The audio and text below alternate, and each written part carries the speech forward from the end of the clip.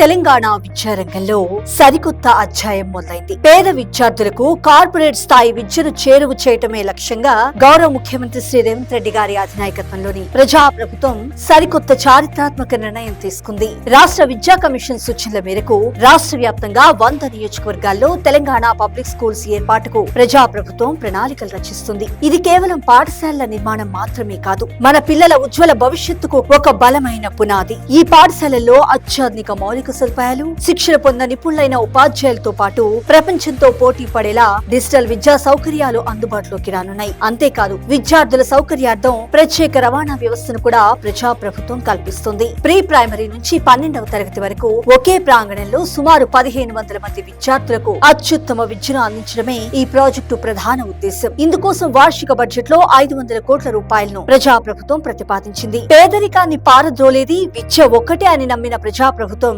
అక్షరమే ఆయుధంగా అభివృద్ధి జయంగా సాగిస్తున్న ఈ ప్రస్థానం అప్రతిహతం.